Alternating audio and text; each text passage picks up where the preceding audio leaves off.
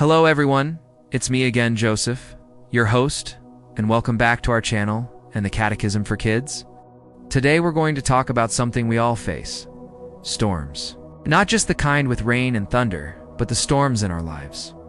The tough times, the scary moments, the days when everything feels like it's going wrong. Have you ever felt caught in a storm like that? Well, today's story is about a saint who faced incredible storms, both real and metaphorical, and how his amazing faith helped him not just survive, but bring light to an entire nation. Let's travel back in time to the 4th century. A young man named Frumentius was on a ship with his brother Odysseus. Suddenly a violent storm hit, and their ship was wrecked on the coast of Africa, in what is now modern-day Ethiopia. This was just the beginning of their troubles. After the shipwreck, they were captured and taken as prisoners. It's hard to imagine how terrifying that must have been. Far from home, in a strange land, their future completely uncertain.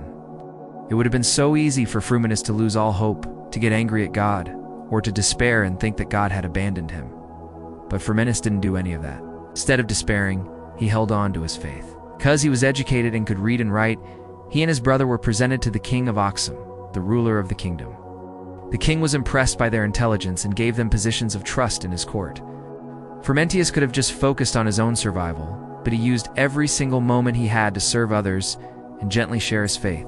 He never forgot who he was and what he believed in. He became a close advisor to the king, who, though a pagan, was so moved by his conversations with Frumentius that he began to open his heart to the Christian faith.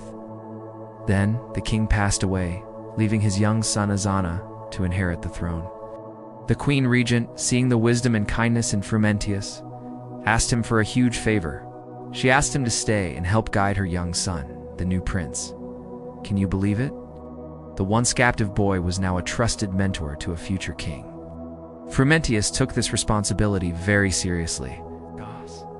He taught the young prince Ozana not just about how to be a good ruler, but also about Jesus and the gospel. He also encouraged the Christian merchants who were already in Axum to practice their faith openly, building small communities of prayer. He was planting the seeds of faith, one conversation, one kind act at a time, and those seeds began to grow. Christianity started to spread throughout the court and the kingdom. When Prince Azana was old enough to rule on his own, Frumentius could have finally returned home. He had served his duty, but his heart was now tied to the people of Ethiopia. He saw this growing community of Christians and knew they needed a shepherd. So he traveled to the great city of Alexandria in Egypt, which was a major center of Christianity at the time. There he met the famous Saint Athanasius, the Patriarch of Alexandria. Frumentius explained everything that had happened in Ethiopia and asked Saint Athanasius to send a bishop to lead and nurture the new church there. Saint Athanasius listened to his incredible story. He saw Frumentius's passion, his dedication, and his deep love for the Ethiopian people. And Athanasius made a wise decision. He realized that the best person to be the Bishop of Ethiopia was the man standing right in front of him. So, he ordained Frumentius as the very first Bishop of Axum. Frumentius, now a bishop, returned to Ethiopia. This was a turning point. Got to work organizing the Ethiopian Church, building places to worship, and training local priests. His greatest joy came when he baptized King Ozana, the boy he had mentored. With the king's conversion, King Ozana officially declared Christianity the state religion. This made Ethiopia one of the very first Christian nations in the entire world. Frumentius, the man who arrived as a captive, became the founder of the Ethiopian Church, and he is still honored there with the title Abba Salama, which means Father of Peace. What an incredible journey. His feast day is celebrated on October 27th, and he is the patron saint of the Ethiopian Church, missionaries, and evangelization. His symbols, like a bishop's staff or a map, remind us of his mission to spread the good news. His story teaches us such a powerful lesson. Even when life is scary, even when we feel lost and far from home, God is with us. God can take the most difficult, unexpected situations and turn them into incredible opportunities to share his love and bring light into the world. Think about it. Frumentius's life is like a tree with incredibly deep roots. When the violent storm of the shipwreck and his capture hit, he didn't fall over. Why?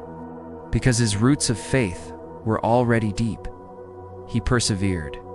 He trusted God. And because he was so strongly rooted, he was able to stand firm and eventually provide shade and fruit for an entire nation. We all experience storms in our lives. It's not a question of if we will face another storm, but when. And when the storm arrives, it's too late for a tree to suddenly grow deep roots. It either has them or it doesn't. The same is true for us. Can't wait until a crisis hits to decide to build our faith. We need to start preparing today. We need to start sinking our own roots deep into God's love. So how can we do that? It doesn't have to be complicated. It's about building a rich inner life, a real relationship with God. Here are a few simple but life-changing ideas.